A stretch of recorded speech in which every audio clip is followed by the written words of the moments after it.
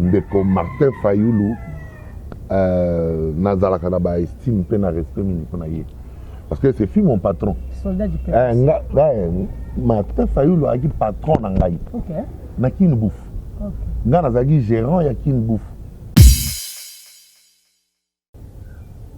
papa Molière ne Malemba aza d'accord te député national ndeko Eliezer Tambwe aza d'accord te député national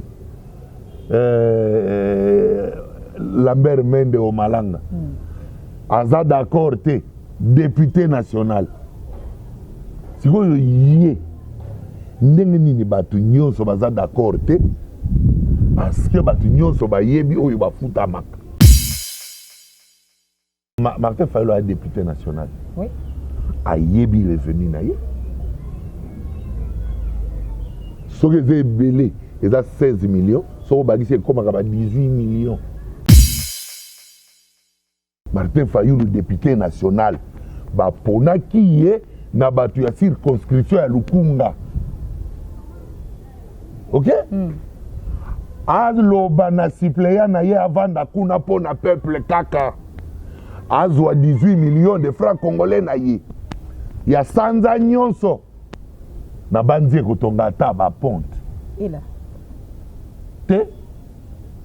E kozipata ba érosion ya ngaliema. 7 millions yo nazolobawa. Ezaka ebele pona ba député par mois. Ils est belé. Voilà. Même 8 000 wana. Ils est belé depuis. Donc kosenga na réduire train de vie na bango. Lorsque touti na Covid, na lobby na yoboy. Crise oyo mona lelo sanitaire et qu'on traverser 3 étapes. Non, ne s'il peut traverser. En dehors, il y a la sanitaire et qu'on comme économique. Économique n'est pas itozali siko yokokende parce que tu vas dire qu'on sentir kunango. Ministre de l'industrie à comprendre ndenge nini esengeli ko créer une nouvelle politique pour favoriser l'industrialisation afin de permettre la transformation de ce que nous avons sur place. Correcteur News TV, Awande correction, Yaba News tout. Donc, Awande, on assure quoi. Suivez Correcteur News TV pour avoir toutes les informations crédibles et fiables. Correcteur News avec Yemoko Rachou. Rachou, la caramel, check.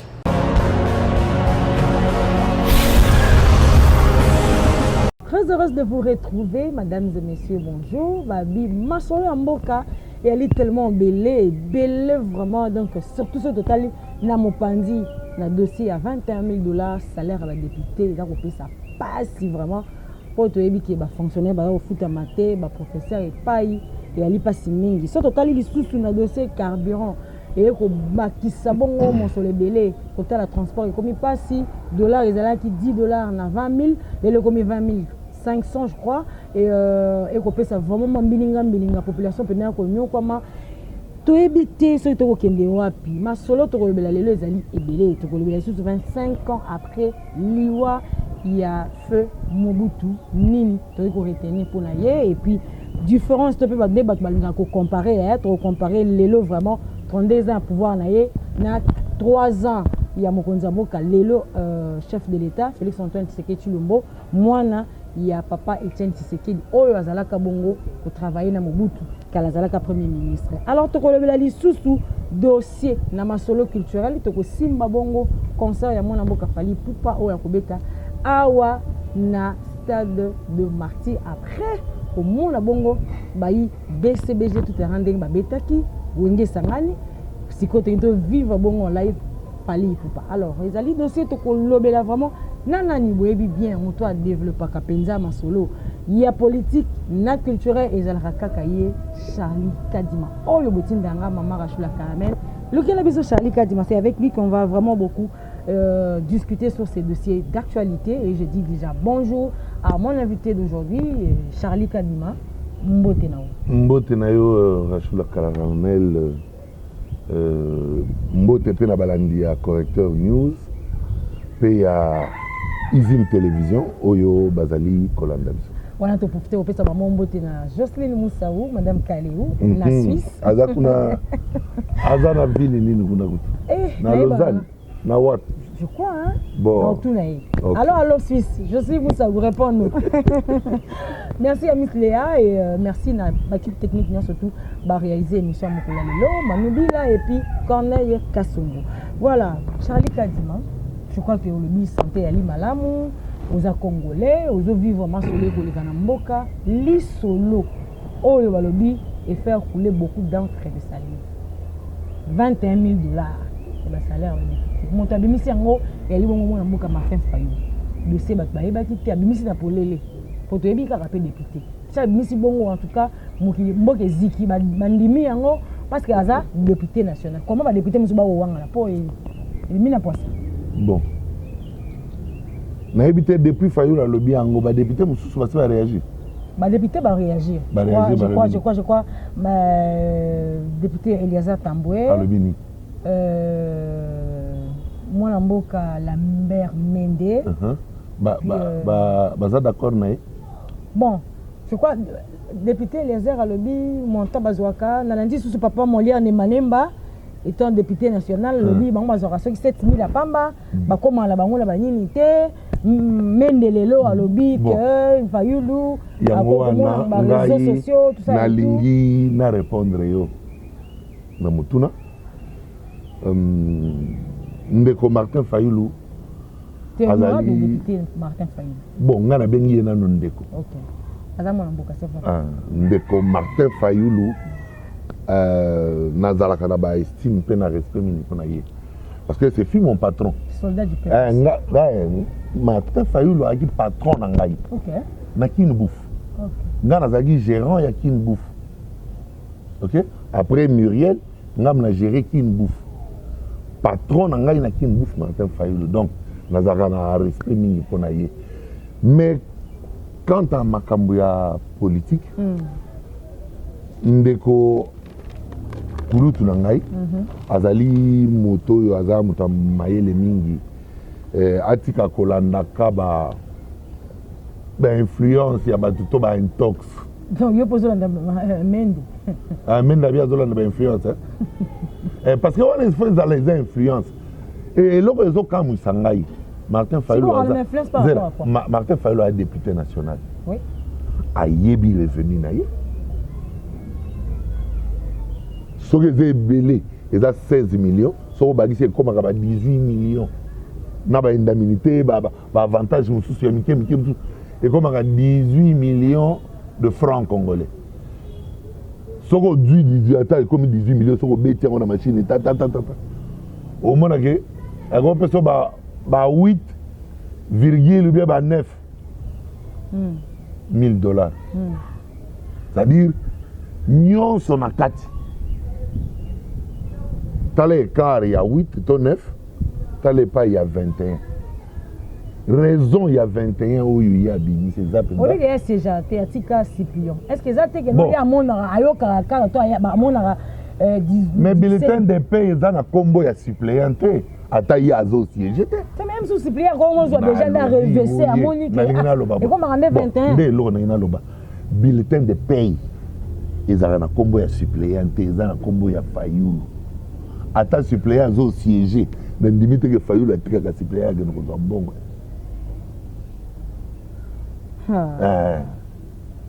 Mais pour na yebi balobi mai pe eninga na pamba te wala iza adage biso nanga na yoto ebi yango mais kasi soki mai c'est $21 balobi miso ka pamba azoluka bezo yo moko nde otolo bananga olobi olandi papa Molière ne Malemba aza d'accord te député national ndeko Eliezer Tambwe aza d'accord te député national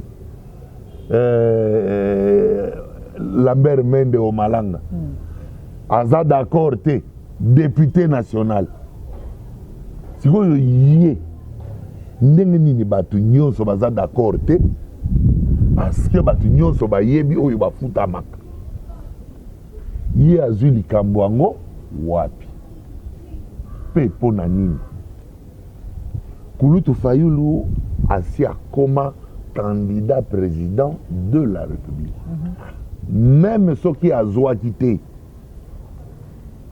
na CV na ye ceux qui a bandi ko pesa makambo ya sala na bomo ina ye même ceux qui a quitté ni azwaki président mais tu quand yenda zwa ceux qui yenda zwaki yende mutu falaza la kuna na présidence de la République ya zate c'est la quitté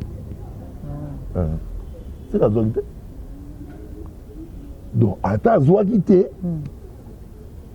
na CV na ye quand akokoma na biographie na ye na makambo nyonso ye akokoma survie na ye akokoma kaka un jour il a été candidat président de la République même soki azwi te donc epai nyonso ye akoloba ndenge wana kala na mboka na bango apostulaka une fois comme président de la République en tout cas epai nyonso ye akopresente yango bazwaki na valeur ebele mais ce qui a zali koloba makambo ezali crédible te pe eza fiable te babandi koya ko contredire rien na ba collègue député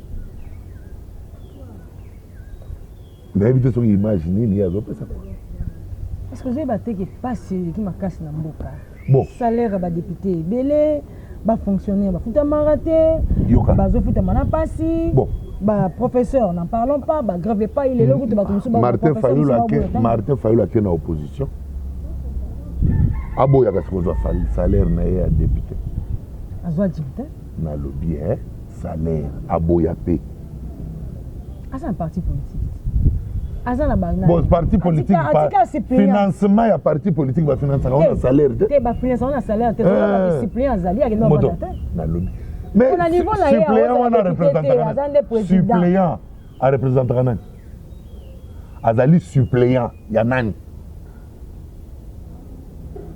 papa Martin Fayulu na lobby boye suppléant na ye oyo azo siéger wana a représentaka nani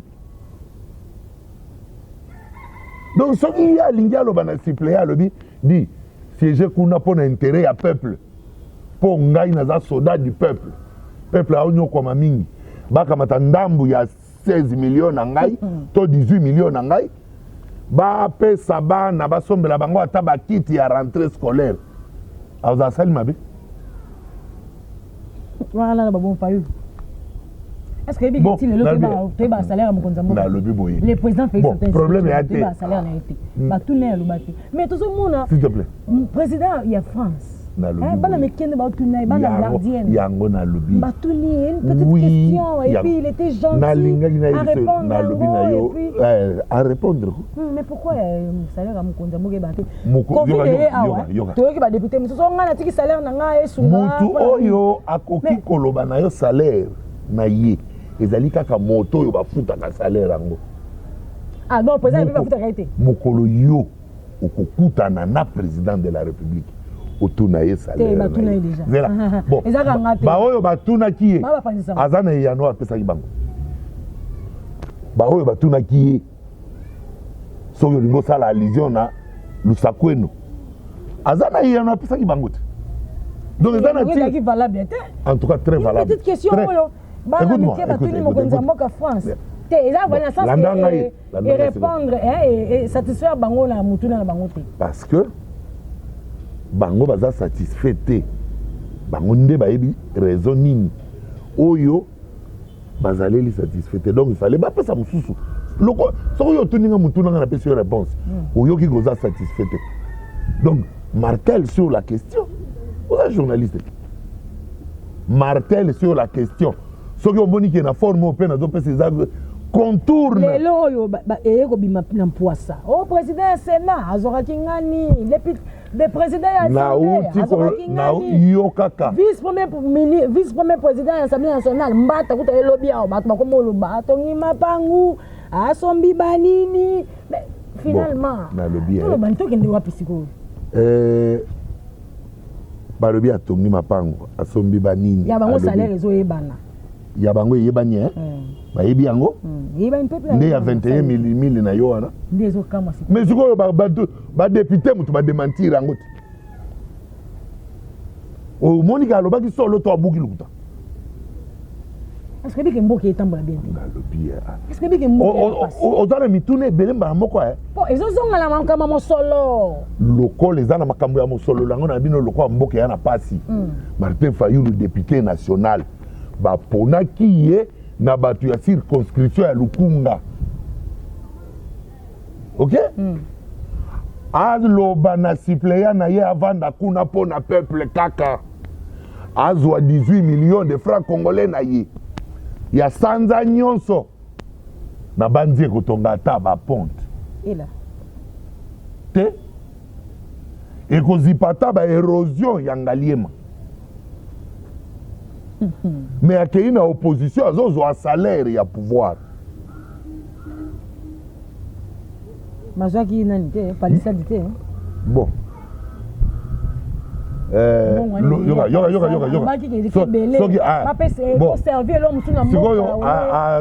azongisaki yango to azwi te bon en tout cas lokola déjà zwi palesade te en tout cas nga na osenga honorable atika mpe salaire Martin Fayulu atika mpe salaire apesa yango baorphelinat bahomme de vieillard mosusu kutu en face à RTNC bakosalaka badon chaque mois na salaire ya Martin Fayulu mais ekendaka wapi azwaka yango atiaka na poche donc ezali na makambo oyo esengeli kolanda na esengeli kolanda te ezali na makambo oyo na oyo okoki koloba na oyo okoki koloba te neti mutuna wana lokolo oyebaki déjà ke honorable Lambert Mende alekaki peut-être bon bazo protéger nani bon en tout cas nandimi te yo soko otali mpenza mutu lokola papa Molière de Mbalemba ango nyonso ezala théâtre te nyonso ezala théâtre te ango mpenza koprotéger akoloba te mais soki kasi toyoki sesanga te tosambela nzambe toyoka voa nani bon nzambe ayokaka losambo na yo asalela mpe ka ndenge yo ozosenga po toyoki kuna botika konyokola mboka te bango ne bonyokola mboka te bela basalaire modèle wana nalobi président sénat soka combien président ensemble toyokana omoni lelo nangi na expliquer yo eloko moko lelo soki otali grille barème ya salaire oyo eza na assemblée wana nandimi teke emati depuis mboso ye nandimi teke emati depuis faci akomi mokonzi ezali kaka nalobi boye olobi 7000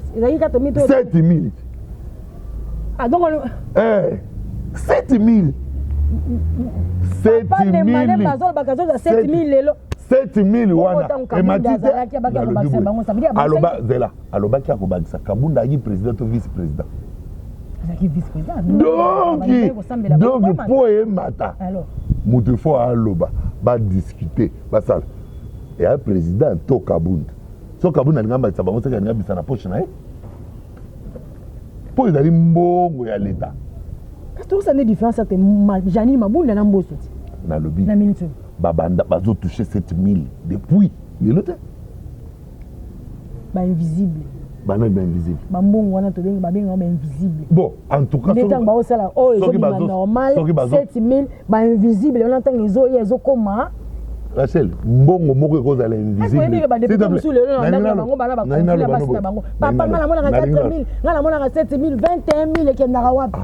donc omoni ke Fayulu alinga boma mabala ya bato ekomi na conflit donc yozo sikoyo yo ozali koappuye makambo alobaki to ozomona ke il faut koconseiller ye atika te ngana koappuye te ngana komema nde population alobi badepute réduit mosolo na bango wana eleki ebele comme ça mosolo motu te ekipe mpe batashe mosusu même ya 7000 oyo nazoloba awa ezaka ebele mpona badepute par mois eza ebele même 8000 wana eza ebele depuis donc kosenga na koréduire train de vie na bango ezali valable ezali koyokana mais ezali te ya kobakisaka likolo ya bamonta oyo bato bazwaka parce que awa olobi na nga sika olobi eboti mindondo na mabala ya bato parce que papa ayaka kaka na soki 7000 balobi oyo ezalaka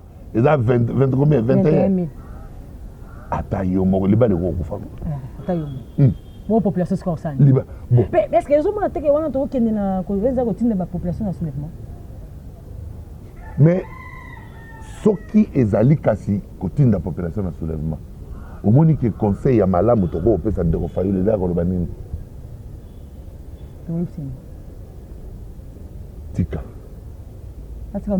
écoute mais mpo ya vérité te mpo eza vérité te baninga na ye badepute bademontre ke eza vérité te kasi tika parce que ezali kaka koluka kosouleve population te mpe ezali kodiminue crédibilité na yo vis-à-vis ya même population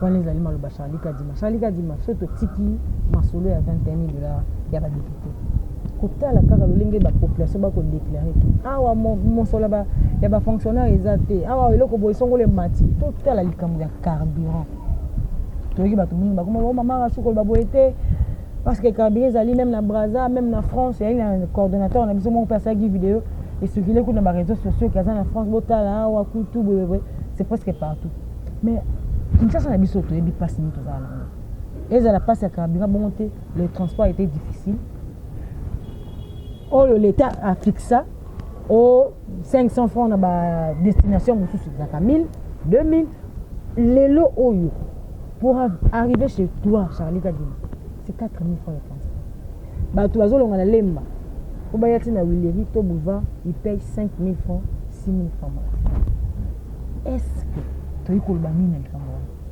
po tozwa raison kana carburant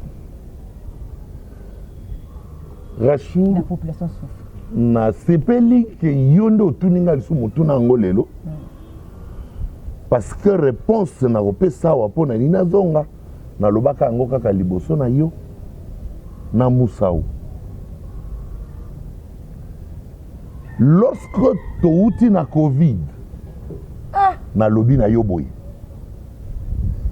crise oyo ozomona lelo sanitaire ekotraverse 3 étapes nano esilisi mpe traverse te en dehors ya kozala sanitaire ekokoma économique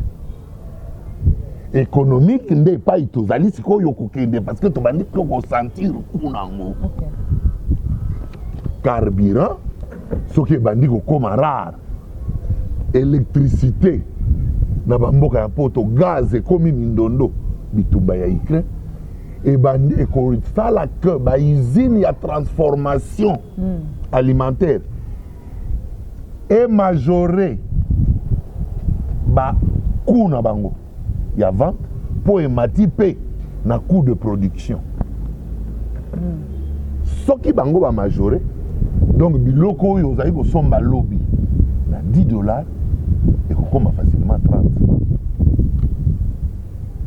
soki ekomi 30 okoloba teke faci mutambatisi parce que soki otali biloko nyonso toliaka ezali pratiquement importé le Congo produit pratiquement 0%. landa ngai kasi yango wana landa siko ngai lelo nalobi tobandi kosentir nalobaki soki esili sanitaire ekokoma économique lelo tobandi kosentir carburant mais carburant bato bazali koloba moi j'ai mes frères et sœurs qui sont aux États-Unis aujourd'hui aux États-Unis le litre de carburant coûte $4. Ok mais demande au prix de la station ici le chauffeur congolais paye encore le carburant à 1 point quelques dollars. Si les États-Unis où les gens ont la grosse rémunération, carburant est comme des gens à 4 points quelques, et que awana Congo et pas il va transformer le carburant et garder prix il y a $1 point. Ce qui est ça la différence il y a $1 point. Na $4 point au moins que ton comme à $3 quelques. Ok? Mais le 3 dollars quelques oyo, est-ce que chauffeur nyonso akumbaka mutuka na Congo ayebi que l'État congolais mutu afutelaka ye yango?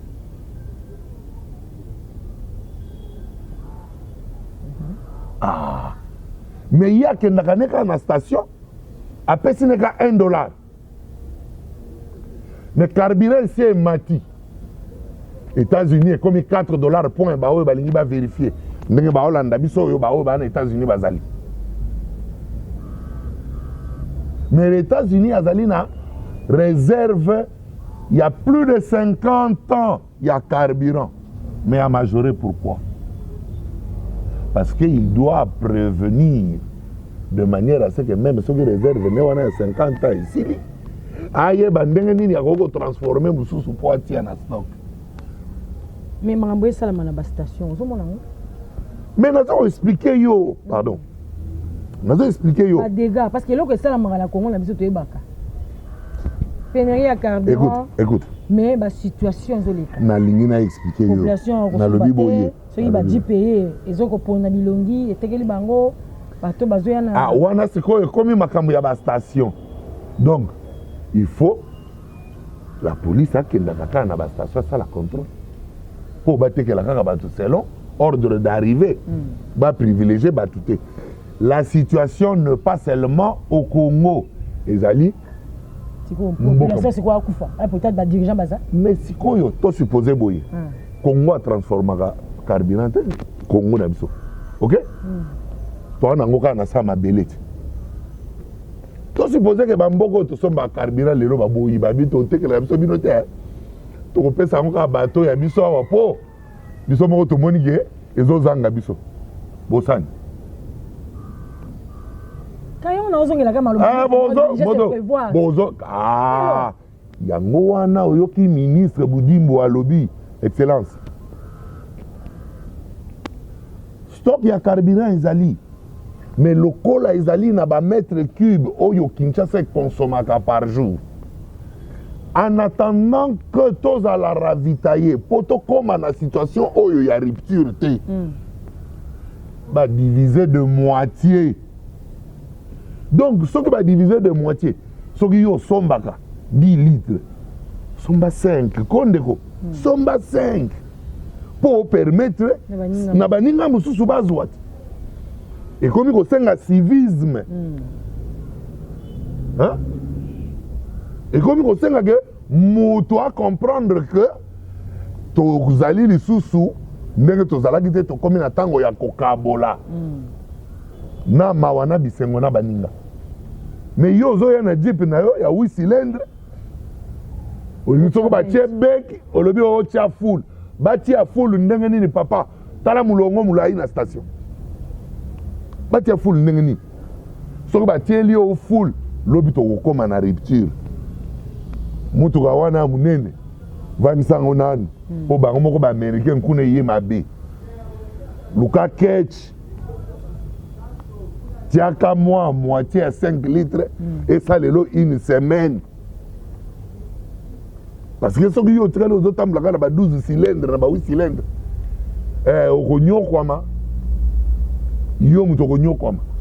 Okoloba mais ko changer le côté.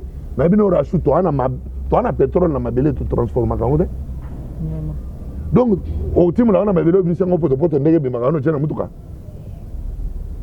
Pratiquement impossible vraiment. Yango mona na émission moko na lobaki na yo. Aucun pays développé s'est développé sans passer par la transformation industrielle. Donc l'industrialisation, on a lobaka l'autre fois na lobi ministre de l'industrie à comprendre ndenge nini esengeli ko créer une nouvelle politique pour favoriser l'industrialisation, afin de permettre la transformation de ce que nous avons sur place. Sinon, nous resterons dépendants. Nabi, diamant, toi, il y a biso. Cobalt, il y a biso. Il y a téléphone, comment on dit? Coltan, il y a biso. Tu supposes que bateau, nyonso, bazo, bimsape, bitumba, namboko, barabibo, totiki Congo tokende sur guerre pe kuna te totikali awa tosalaka bwa bachombo na biso ya ndamu na bakoni oyo toa nango batikeli biso na diamant na coltan na pétrole batikeli yo mais raffinerie eza te donc industrie à transformation. Ok, c'est ça. Donc l'industrie de transformation. Ok. Parce que ata batikeli biso ngo tokosala nango eloko te. C'est le moyen za diamant na yo soko zui il faut luka libanais otekela ye yo moko yebi nano ta ya diamant ya la wapi bata ka ndenge nini soko ko longoli ko bibisi otikala nga combien de carats bijoux na kosala ndenge nini. Nous ne savons encore rien transformer. Donc reviens à l'émission que tu as fait avec moi, Mbaleleki, où je parlais plus de l'industrie de transformation. C'est très... Okoki ko expliquer ndenge nini bandeko balandi ba yo kama na oloba. Mboko yo soko ke na gambela otali nombre ya bamanga mupiko e polaka. O babwaka. Nombre ya ba orange o zo pola. Bokende bosa l'expérience bokende na gambela. Kende na marché ya kanda. Kende na zando ya munene. Kende na zigida, kende na liberté. Otala ba fruits zo pourrir. Or biso na bino to yebi ba o bazana poto bazolanda ngai. Les jus que nous prenons ici, bazo sala yango na ba fruits oyo bando kende na détérioration. C'est-à-dire oyo eteli et quand ils sont na moyen ya kolia ate. Lokola mbuma te yango ne salaka jus. Mais ya biso ba manga, ya biso ba safu, ya biso ba avocat, ya biso ba goyave. Soki poli to sala non. Toke ko boaka e bendi bandi e poli e bendi bandindi ba komi goya bo bandi susu ko belela. En tout cas, gouvernement mboko yo vraiment oyo tozo vivre na salité ya boyi. Salika Dima, parlant de, en tout cas, beaucoup, gouvernement beaucoup, c'est vrai, il y a la population vraiment zolé la makasi. À comment on a le cas Mkonzamboka, à cause de la paysan et l'eau, il y a makasité pour soulager besoin de bango. Soko tout ni ba population. Bah oui, bah zoaka salaire na souka sanza. 10 $, 10 $ est comme 21 000. Bon. Le que comme matin. Yango. Bon problème y'a dit. Bah tout le président de la République doit partir. En tout cas, j'ai lu aujourd'hui. Bon, c'est comme ça na kopesa kaka na ba illustration, bongo yo na suka to évaluer ngana yo s'il doit partir ou il peut impérativement rester. Nani na pesa ka ba exemple. Le président de la République a comme tendre vers 5e année na. Na 5 ans na à pouvoir à coûter $, na combien? Si go lelo yo dollars ils en ont 20. Après 5 ans de gouvernance. S'il te plaît. Ah, pardon. Quoi, cravate? Ndego. Dans le biboui. Il faut tout là. Dans le binayo, a commis président 18.19 maximum. 19. Les lots, dollars ils en ont 20 points. Après 5 ans pratiquement. Vous pensez que ce monsieur a échoué? Il fallait qu'il ait maintenant 2. Parce que d'abord, pour Ekita, et c'est qu'il faut constituer réserve, il y a banque, na or, puis na diamant. On a toujours parlé, il y a matelas, il y a économie, où il a constitué dans la devise. Mais un matelas, on le pose sur le lit. Mais le lit de l'économie, c'est quoi? C'est le lingot d'or et le diamant.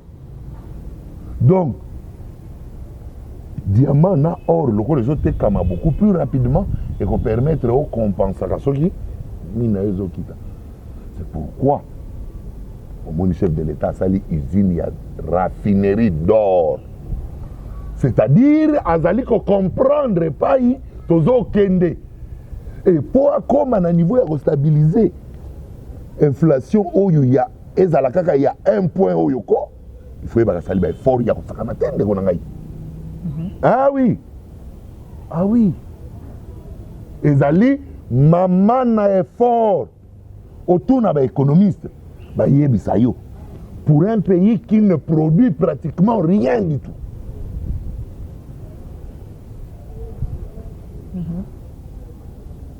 C'est-à-dire qu'ils ont un effort ébélé, Salemi. Donc il y a encore espoir que le président Félix Tshisekedi ne rien. Encore et encore, Azanan. Au moment où Parce que la population qui pleure là, elle va pleurer, mais qu'elle apprenne à cultiver la population. Au moins, na Zambie, va imposer na homme politique nyon sans un hectare ya bilanga. Na uti koloba na zoloba na yo na lobi likambu ya crise sanitaire oyo komi crise économique lelo. Na lobaki na troisième phase nango ekokoma crise alimentaire. Voilà pourquoi j'étais. Non, tu as un morceau dur, hein? Et Zoya, non, non, c'est wow. Na yutu expliquer pourquoi comme la crise alimentaire pour ba tracteur et l'onaka ba loso na Chine etambola il faut ezo carburant mais carburant yango ebandi déjà ko matati donc il pas itozo kende Chine akoboya kotinda basaki ya loso lera koboya kotinda basaki ya loso bino siko bosaka ni loso abumba yaka kuna bo otala ngoka ndengwana botinda ba moulin bosala ba usine de transformation alimentaire parce que crise oyo na lobby et où yangwana ngana zo mituna kaka ti lelo ndeni matata poni makangita oui c'est pourquoi moi je me pose encore la question pourquoi matata mponyo est encore en liberté. Mais donc c'est un autre. Attendez, dis, c'est quoi ça? Yondo zo ibsanga wa ke population eza ko nyoko mano. Makasi, maloba bango ba. Sikoyo million nyonso ya bukanga lozo. Elona ebimisa ata sac ya mbadité. Attends. Bonne gueule. Ça c'est une haute trahison. C'est une haute et très haute trahison.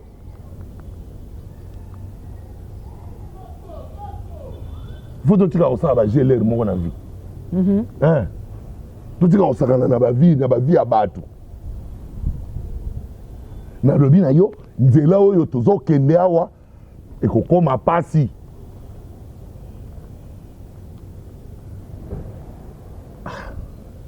Na sala ka ba calcul moko numérologique pour na la ba date ya ba expérience ya la troisième guerre mondiale ndenge za ko ya. Il faut y a tout. Les lotobeto to beta jour où il y a wana to beta c'est spiritualité pour comprendre les temps que nous traversons et les conséquences qui vont s'en suivre. Voilà, en parlant de ça, ce total les lots 25 ans après mort il y a pas sur feu Mobutu 32 ans pour pouvoir tout le monde to yoga ba étudiant bazara na ba transport banda ko ba professeur bandako ya banani ezalaka bien lelo beba par exemple ça ko na ville ndako ya bato ya bataonatra quand même ezalaka lelo est-ce que tu peux comparer que ezongi en tout cas na sepeli il faut zonga yo mais yo ta journaliste otambola bon avant au placer émission oyo na internet na tindelo yo ba image otala inikini ndenge komi pour tout ni ba étudiant zela zana no calme okoza na no kimia kasi omoni olobi ba étudiant ba ko sa ba bi pona bis na bango ba sa marche ba mona kana miso kasi ba facteur omoni oyo makambo tozo kende modèle à carburant imaginez que bi zela na lobi boy soko par exemple ba étudiant ba se bazwa di bus et que bis wana ezoko ka soko zo carburant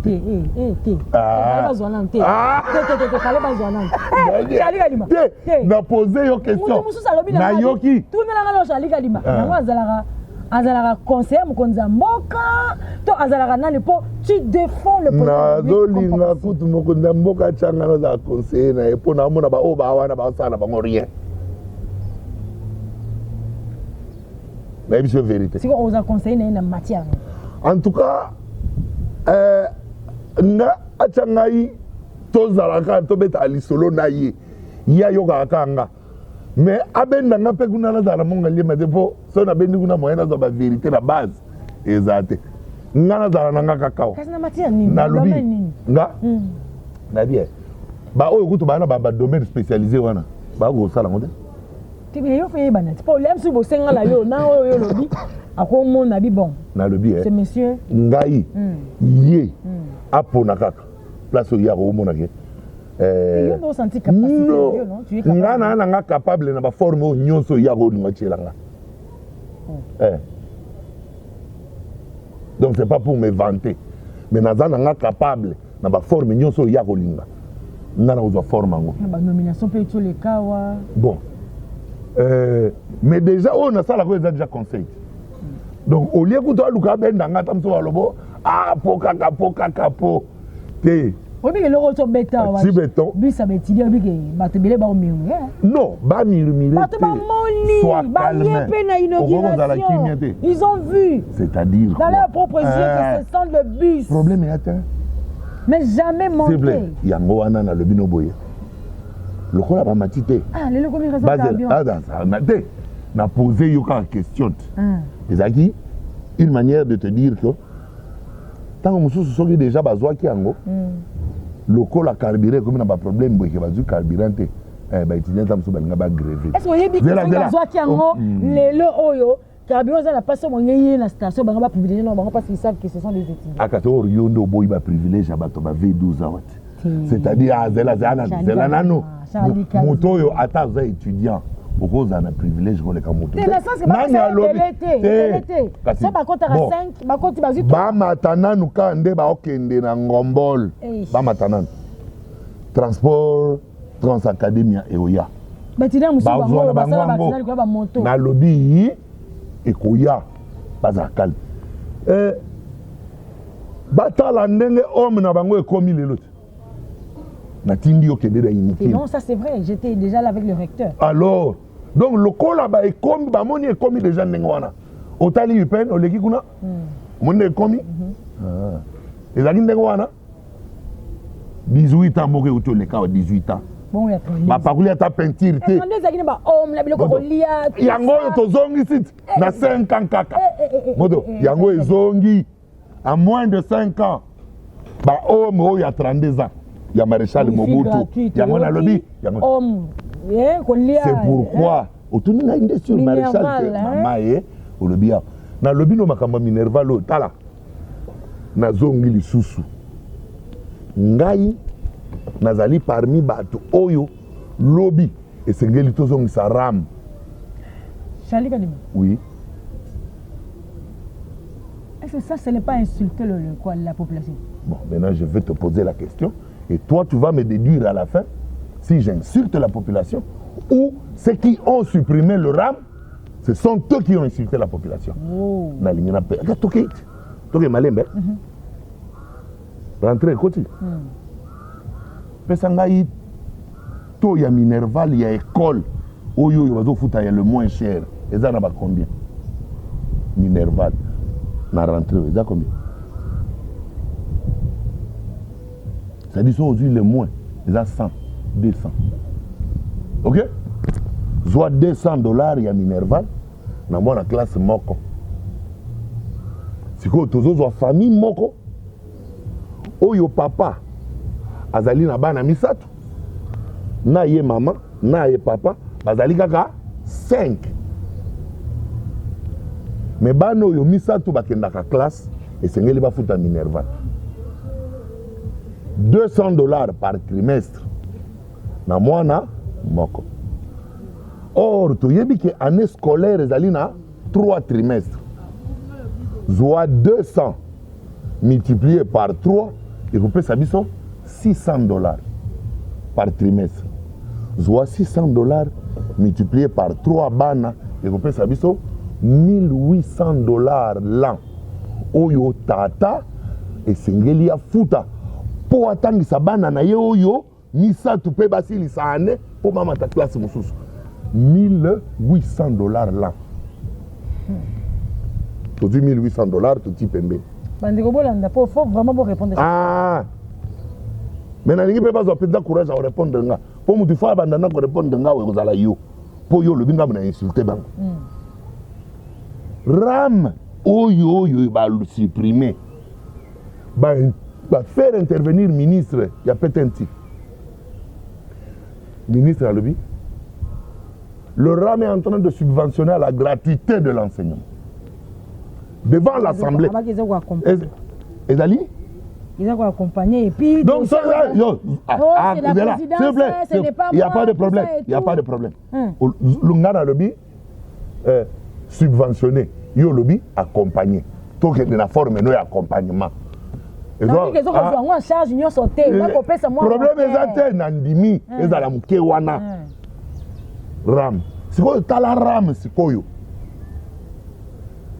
Ane mobimba ya Ram. Total ya mbongo ezali kokata. Ils ont ça à $7 américains. $7. Na téléphone ya mutu moko. Na mbula mobimba. De janvier à décembre, $7. Or, année scolaire, il y a des vacances. Ok? Pour l'année mobimba, 4 trimestres. Mais ils ont 3 trimestres. $7, tu supposé que la famille qui a un échantillon. Naba na misa tuna maman na tata baza combien? 5. Ramakati est $7. $7. $7. Azu paye à tata na maman 7. Na année mobimba. 7 multiplié par 5, ça combien? 35. Mais le $35 que cette famille de 5 personnes aura payé na RAM permettra à ce papa de faire étudier ses 3 enfants sans payer 1 franc pour un seul trimestre de l'année. Qui a insulté la population? Les députés qui ont supprimé le RAM ou moi, Charlie, qui vous explique aujourd'hui pour que vous en compreniez dans le fond. C'est de la foutaise. Le rôle, il y a RAM. Est-ce qu'il dit vraiment la malobake? Ce qui RAM est bimi, c'est pour accompagner la rentrée de la gratuité? Ah, ok. Bon, alors, et bimaki boyete. Merci. Loko, les bimaki boyete. Et bimaki boyete tout simplement peut-être parce que batoyo bazalaki ko communiquer malamute. Mais est-ce que ça valait la peine de le supprimer? Moi je crois que oui. Hein. Non, parce qu'en le supprimant vous avez rendu, écoutez, yozole la batu ya ba salaire awa. Pap tata oyo ba futake $1,800 na suka sanzaizana. Tato ya Sentinelle ya Onatra. Obandi que salaire ne ko $1,800. Mais leur bozongi si ya bana ofute la bana na ye Minerval. Au moins que bonyokoli ye koleka. Mais Charlie, excusez-moi.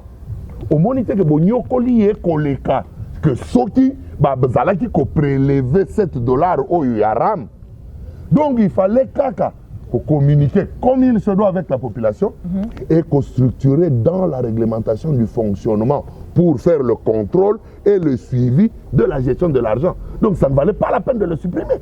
Et ceux qui n'ont pas de solution pour Otala, ceux qui sont députés, ils vont finir peuple, tout le monde va finir peuple. Mais Ramwa n'a pas adopté Ango, pour taxer Ango. Et les gars qui sont dans l'Assemblée nationale, Kaka ya Mabunda, n'a pas même député, oh les lois bazaka. On peut baboui.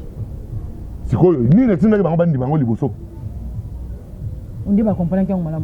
Donc c'est eux qui sont des aventuriers. Oh, ah oui, oui. Mais non. Aventuriers, total. Non. Oh. Parce que gratuité enseignement, il y a déjà ngai oyo. Il y a des pays, les gens qui ceux qui nous ramènent et qu'on peut faciliter à connecter le téléphone, le wifi à étudiants et tout. Na lobi boye ngai. Donc ba député auto votaka, auto tindi na assemblée, ba aventurier. Aïe. Shalika demanda. Soko batanga na bandi lusu. Ponga na voter ba. Bango ne ba vandi wana, c'est le peuple qui les a votés et moi je suis le peuple. Et ils sont là. On vous a amené un projet. Vous avez lu ou pas? Si vous n'avez pas compris, c'est lui qui vous a amené le projet et là interrogé. Nego, na lobi boye, na lobi oyo ayaki na na projet. Na zolo bana oyo pa ba bundisi po ba longolate. Oyo ayaki na projet. Avant bo adopter yango. Botu na yimi tuna nyoso bo comprendre te. Musala na bango yango wana. Et bakokaki avant même qu'on dit ma ko adopter yango, bakokaki ko interpeller ata 10 000 fois. Parce que zali na ba vertu bazanango. Avant bandi ma ko adopter. et leur bango ba yeko adopter yango donc bango ba corrompre bango bandi maram parce que quelque chose que tu n'as pas compris qui sont pour otombola maboko point tango ba ko mona que na tuni nanu yo lobi tango so ba comprendre bien te ba comprendre bien te na ça sanga na lo bano lelo te so que kasi sans sango yango wana leur comprendre te qui sont pour otombola maboko point parce que pour les cas ça dit qu'ils sont pour c'est que va bien ok et l'équipe otombola ki maboko pourquoi moi je crois que to tikeli maduma loba ba répondre biso la question ba répondre biso pona kozonga na makambo ya Mobutu yango na lobi parce que moniteur Fachi mwana Mobutu Fachi mwana Mobutu donc akoki peut-être na Mobutu na a combien on attend 50% ya Mobutu te mais nde to monela ke mboke zozonga na forme to akana ona Zaire kasi forme lobi wana oya zaki na ba réfectoire na Inikin forme wana oya ba bisi ya Thomson forme wana nde komi kozonga wote na forme ya ba Trans Academia kasi Thomson ba matate kasi ko yako na bino za la calme yo tozonga lisusu kanga na yo omona yo kolenga mama na ngai Charlie ni matobeta masola culture c'est vrai que to sisi page qui ya politique to sisi tobeta masola culture balobi a ezali échange likanisi na yo likanisa Charlie et cause la croisée mais on reste tous congolais point de vue esengeli tout partager oyo za nango partager tindela biso on est là on va les recevoir alors Charlie Kadima totika politique to na culture moi na ça rabat toujours que Charlie Kadima ça mais ici il y a plusieurs casquettes et analyste politique analyste culturel donc vous allez vraiment quelqu'un congolais à quoi ça vraiment confiance et belé pe motema. Alors, tout le monde merci. Tout le monde a dit dernièrement BCBG et bon chic, bon Jean. Oui, BCBG tout terrain 4x4, Bazagi na stade de Martyr. Les Lotoyoka, Fali Poupa, stade de Martyr. Est-ce que à Pessier Gou, Topé, Fali Poupa, c'est pour lui l'occasion de dire que non, ils ont fouté. Moi, je peux faire mieux que eux. Est-ce que lui aussi, a mis mon habité, ils ont fait projet dans la bête à Kuna. Mais tellement que na obanga, bango basala qui plein. Ngamo peut-être na kifali na kosa plainte na bengisa maître Gims na bengisa l'autre c'est qui encore Dadju et tout ça et tout est-ce que c'est pas ça n'habité analyse ni on ça par rapport non je pense pas Fali c'est un artiste et qui a aussi déjà fait ses preuves et Wenge BCBG tout terrain sur vraiment sur ceux qui verra un plein là-bas la stade de Mathieu bon ndé loko comme Sabino. Est-ce que ça plainte pour na bateau na pour bango pe bana pour na banani Dadju et maître Gims et tout bon Dadju yé moko asi ayawa abetaka na shark Gims c'est pas hier déjà abetaka déjà ba côté ça va plainte ça dépend mais stade pe alaika wana longa inante et longa pe lobité mutu pa koya na tour na ye mais le quoi fallait à moni que tour na ye ya koya pourquoi fallait décider de mettre na stade et puis pourquoi Mikolo kasi eza kaka Mikolo yo te ezali projet azali nango déjà fali na quartier latin babeta déjà na stade tengiye moko na lobi boye ka po amoni BCBG te ou ndengeni même soki ezali po amoni BCBG il veut se mesurer pas na BCBG ezali kaka manière ya kotala bo so bavie babeti batondisi yango nga mpe nakobeta te namekaka makasi na nga natala niveau nini opesa bon siko bavie babete batondisi tomoni mbongo na bango une partie ya mosolo ekesunga baveuve ekesunga bato ya basoldat basi basoldat oyo baza na front na bapardc basi na bango sikoyo ya fali ye moko moto akoyeba ndenge nini aosala mpo kosunga baveuve kotinda babiloko na front fali asala yango déjà atinda na baambulance asomba na baambulance atinda na front atinda bacamion ya babiloko ekenda ti na front fali mpo na stade Martyr aozipango ka nde ozoka aigle nde eloko bato baozela te ya mama na événement et okomonaka après nayoki kutu faire gola ye peut déjà annoncé déjà que stade eza asalaki déjà abimi Hervé Gola le cœur avec toi merci na chanson na yo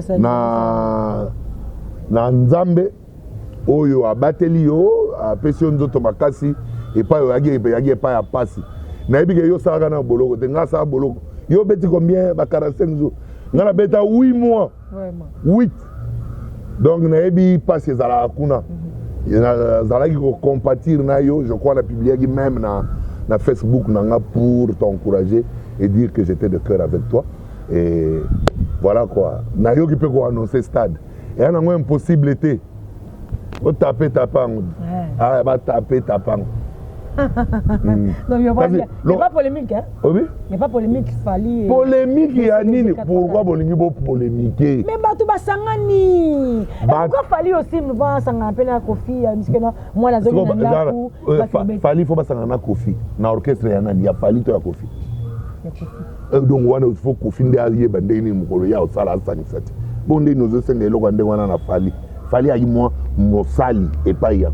Papa na zongi na to beta na. Te papa na zongi na te. To sa moi dio. Papa ngai moko epai na kindaki. Na sina koma na moyen na ko tonga pe sozacom. Tala na ndaku nanga. Mukolo yo komona. Na ko zonga te po ko fina ba bese ba zongi. Na lobi boye. Na lobi boye. Bango basali o ndenge basali wana. BCBG mutu na mutatikali tout terrain 4x4 mutu na mutatikali na oya ye. Mais sikoyo pour l'instant. Fali moko alakisi na père na yeke ngai na capable pe ya otonga soza comme nanga mais mukolo yo olinga to tonga gratte-ciel lokwa ya Dubaï omoni ke il faut to ya biso nyoso bana to cha maboko benga biso. Est-ce que vous invité pe Kofi na sta? En tout cas ngai te munako kiko yebise yaza déjà na programme parce que yo yebise nga déjà a invité Gims a invité na Dadju. Ngai na yoki oya kofite na zali pe tout ni pe yote lokwa oza analyste et ko simba nazali j'ai a Fali petit à Kofi directeur ya quartier latin o ezaki na Fali na Kofi et ko simba et ko dépendre na point de vue na ngai te tant mususu pe Fali akondima abengisa vie pe akoboye pour exemple mutakara yo po yebi sikoyo ye mokonde ayebi programme na ye banani bazali na kati lokwa ba invité OK donc ngana za nelo wa yebi c'était au salaboye te azade on peut se mettre Gimsa ye étant ambassadeur Kofi Plaza ambassadeur bazalaki banani bazaki nani pa ya mokonza mboka. Bon, en tout cas, ce qui a eu un ambassadeur à la culture, nous avons fait ça. Quand on a stade, nous avons fait Kofi. Charlie Kadima, un monsieur, on appelle ça Miss Vodacom. Idée. Concepteur, il y a Miss Vodacom au Bisso Tutoyebi. Alors, Confi Salama, c'est depuis, hein. Et là, tu vas compter l'année. Okendana parquet, Matakita, Sokoda et Paï. Le tribunal, pardon. Alors, le lot au Simbani. Ah, tu as dit que l'état de droit est au Salam. Le dossier n'a pas été rapide. Dossier est avancé. C'est que tu as la cour d'appel. La cour d'appel, Sokoda Kendaki en appel parce que le tribunal de commerce a condamné qui est. Alors, l'action de la Sokoda est téméraire et vexatoire. Mais dans l'entretemps, à sceller les sous pour une décision à rendre exécutoire. Mais une décision exécutoire sans motivation. Et ça téméraire et vexatoire par rapport à quoi? Parce qu'il y a un arrêt qui a été exécuté. Vodacom a l'oba devant le tribunal que leur Sokoda fundi à l'obi. Sokoda go funda était en droit d'auteur parce que ça fout à Charlie Kadi. C'est ça. So Vodacom a l'obi na tribunal bo beng s'appelle Charlie Kadima aya. Na affaire oyo ngai nazali intervenant forcé. Muto forcé ngai na ya ko comparaître ezali. Vodacom. Po a l'obi ke afuta yo bongo. Mais na la kisi arrêt na ba juge. Arrêt oyo futanga mbongo. Po ba futanga mbongo Vodacom benga na bureau na ke no mbongo te. Tribunal muto saisi ça ba compte ya Vodacom. Ba binisi mbongo oyo décision epesi nde tribunal muto futangai. Tribunal oyo futangai nde tribunal de commerce oyo rendre décision pour na koloba action ya Sokoda za téméraire vexatoire. Mais l'air na la kisi bango décision oyo ba exécutaki. Ça ne parle pas de droits d'auteur. Ils m'ont payé le dommage et intérêt. Oh, d'accord. Vous l'avez comme pensé qu'il avait raison, qu'il y a Foutakio, le problème peut terminer. Or, ils avaient des problèmes, il y a Sokoda, les camarades d'auteur. Parce que l'œuvre est protégée et déclarée à la Sokoda. Okay. Le principal de l'action, c'est le droit d'auteur. Parce que l'œuvre est protégée. C'est ce que vous devez payer. L'air nga na osenga voda comme na osenga dommage intérêt na osenga futanga ba droit d'auteur na ngai parce que ngai nde concepteur yelo ko saleli. Mais l'air quand on soute pour ba bloquer c'est nani saisir on qui passe la tête. Kasi décision o futanga dommage intérêt o. Ba futanga dommage intérêt pour na lakisa ba preuve nyonso que effectivement conception ezali ya ngai. Lokola ba arewana reconnaître ngai paternité ya œuvre. Donc Vodacom moya sale la ngoli susu ezate. Soki alingi asalela. Il faut foutre à droit d'auteur payer à négocier contrat de cession. OK. Vous moni? Donc mais na minute solo. Na minute sikoyo. Sokoda salaki action en défense exécutée. La cour d'appel de Kinshasa Gombe a rendu son arrêt en défense exécutée et a accordé qu'il na requête ya Sokoda. Mais non, toujours zéla. Sokoda ceux qui va répondre favorablement. Il y aura Sokoda problème? Non, ngana Sokoda problème. Ils vont laisser. Ba futande Sokoda pour Sokoda nde musane ko futanga ba droit d'auteur. Ba ko futa Sokoda obenga nga lobi kadi mayaka. Na ba droit d'auteur oyo to la ndeko na Sokoda zaki ya œuvre na yo. Ba futaki songolo. Na songolo oyo pourcentage songolo ya biso te. Oyebi mobeko ndenge lobi pourcentage songolo ya yo. Boyet o ngana zui ba droit d'auteur na ngai. Sokoda tika na frais oyo permettre à fonctionner. Sikoyo soki volo ya comme amonique eloko yango ezo po azotika yango mpe kaka te azozela nango na bavariante nango best of the best alingi kotika te parce que best of the best eza dérivé ya Miss Vodacom balongoli ye voile na robe ya bamiss na maillot de bain bapesi ye micro na baécouteur ale yemba yango mpe tokocontinue tokozwa occasion ya kopesa bafélicitation na c'est qui le nom Babia. Ah oui? Oh Prince Babia. Prince Babia. Tu peux saluer Fleur Ebele, coucou à lui, et te souhaiter chance Ebele à gagner. Ah, vous souhaitez ma chance, vous souhaitez souhaiter. Tu as voté pour Naïm. Merci. Tu as voté pour Naïm. Alors, Jadi Kadima, nous tendons vers la fin. Ah, vas-y, voter Bobo Mambo Monangai. Ah, c'est ça. Vraiment, Jadi Kadima, tu comme Souka. Moi, un mot de la fin par rapport à notre bossé actualité politique, actualité culturelle. Oui. Moi, il y a Souka et vous avant de clôturer, je vais transmettre nos condoléances à la famille artistique, Nyons en général, famille théâtrale, la comédien Nyons de la République démocratique du Congo, puis la famille biologique, il y a Kulutu Nangai, maestro, maître, Maiputu Kwedi, que son nom m'oppose un peu, Kulutu. Molimo epe manakimia totikali to bonde la nzambe apesa yo kimia pe apesa yo esika epai na ye na découvrir mutu wana na mona ye na maboke na moni ye na maboke na moni ye na maboke mukolo na ye ko découvrir ye na théâtre classique sur scène ah na lula ye 4 fois ko le kande dans cette année na découvrir ye na pièce moko La Marmite de Kokambala. Oh,